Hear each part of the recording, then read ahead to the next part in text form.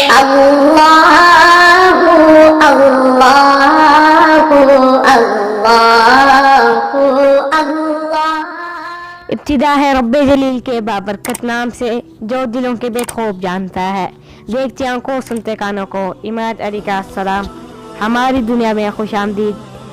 دوستو، ہم سب مسلمان ہیں اور ہم سب کو سلام کرنا واجب ہے، تو آج میں آپ کے لیے لے کر آیا ہوں سلام کرنے کا صحیح طریقہ۔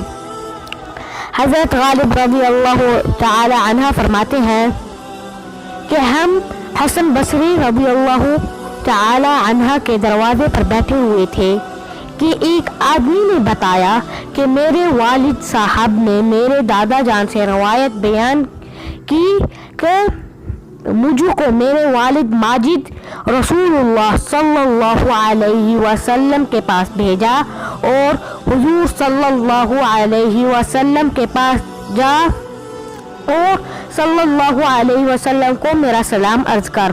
اس نے کہا، میں آپ حضور صلی اللہ علیہ وسلم کی خدمت بابرکت میں حاضر ہو گیا اور میں نے عرض کی، سرکار صلی اللہ علیہ وسلم، میرے والد صاحب آپ صلی اللہ علیہ وسلم کو سلام عرض کرتے ہیں۔ حضور سید دو عالم صلی اللہ علیہ وسلم نے فرمایا، تجھ پر اور تیرے باپ پر سلام ہو۔ رواہ ابو داؤد۔ جب کوئی کسی کا سلام لے کر آئے تو اس طرح جواب دے، علیکہ وعلیہ السلام، یعنی تجھ پر اور اس پر بھی سلام ہو۔ اس حدیث پاک سے ہمیں درس ملا کہ سرکار صلی اللہ علیہ وسلم کو سلام بھیجنا صحابہ علیہم الرضوان کی سنت ہے۔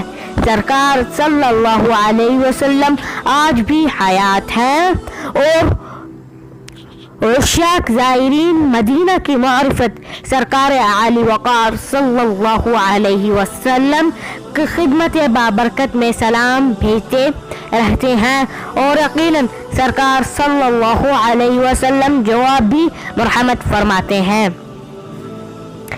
سلام شوق کہہ دینا ادب سے ہم غریبوں کا، سلام شوق کہہ دینا ادب سے ہم غریبوں کا، تمہیں اے حاجیوں جب گنبد خضرا نظر آئے۔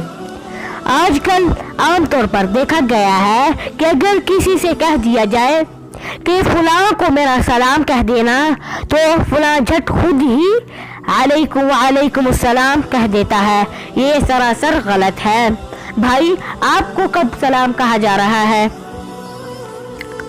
آپ کو تو بس امانت سونپی جا رہی ہے کہ میرا سلام پہنچا دینا، لہذا اگر آپ سلام پہنچانے پر قادر ہیں تو ہاں کہہ دیجئے، تو اس سے آپ پر سلام پہنچانا واجب ہو جائے گا۔ تو اگر آپ سلام پہنچا دیتے ہیں تو آپ کو اس کے بدلے میں ثواب ملے گا، اور اگر آپ نہیں پہنچا سکتے تو آپ گنہگار ہو جائیں گے۔